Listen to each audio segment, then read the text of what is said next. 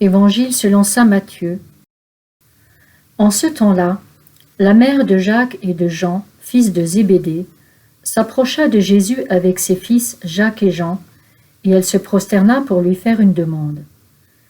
Jésus lui dit : « Que veux-tu ? » Elle répondit : « Ordonne que mes 2 fils que voici siègent, l'un à ta droite et l'autre à ta gauche dans ton royaume. » Jésus répondit : « Vous ne savez pas ce que vous demandez.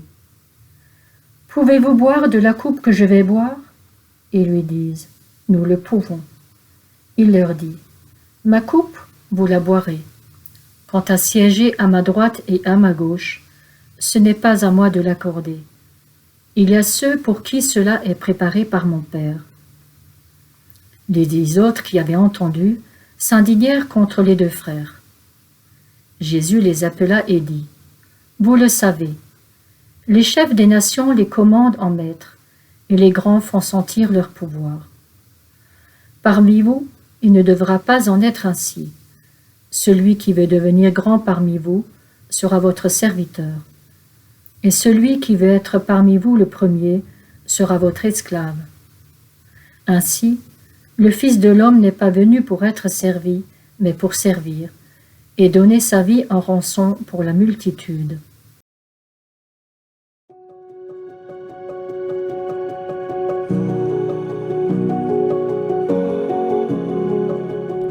On pourrait penser que cet évangile ne met pas l'apôtre Saint Jacques sous un jour très favorable alors que nous célébrons sa fête.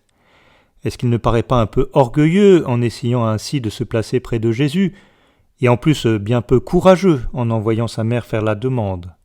Pourtant, Jacques, fils de Zébédée, est une belle figure, courageuse. Les Actes des Apôtres nous disent qu'il est le premier des apôtres à mourir martyr. Il a effectivement bu la coupe comme Jésus le lui a annoncé. La difficulté de Jacques ne sera pas dans le fait de vouloir être proche de Jésus dans son royaume. C'est un grand et beau désir que nous avons à cultiver. Le problème vient quand ce désir est perverti par l'orgueil, la volonté d'être supérieur aux autres. Avec Jacques, demandons cette grâce du courage et de la détermination pour aller jusqu'au bout des exigences de notre foi et pour être tout proche de Jésus dans son royaume.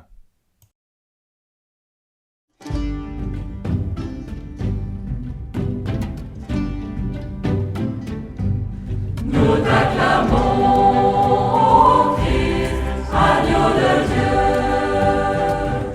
pour tes saints martyrs, confesseurs de la foi. En eux, tu resplendis comme la lumière dans la nuit. Nous te bénissons, Seigneur notre Dieu,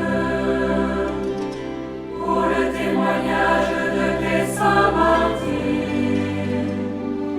Tu as déposé en eux le feu de ta lumière, et ils n'ont pas voulu rester sous le boisseau.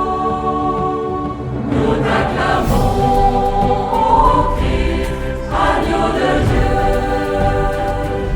pour tes saints martyrs, confesseurs de la foi. En eux, tu resplendis comme la lumière dans la nuit. Tu as enduré pour nous les insultes de la passion. Les martyrs avec toi ont combattu le bon combat.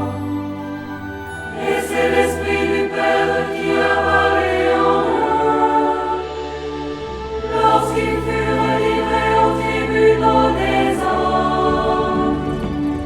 Nous t'acclamons, ô Christ, agneau de Dieu, pour tes saints martyrs, confesseurs de la foi. En eux, tu resplendis comme la lumière dans la nuit. Ta vie, nul ne la prend, mais c'est toi qui la donnes. Tes amis n'ont pas craint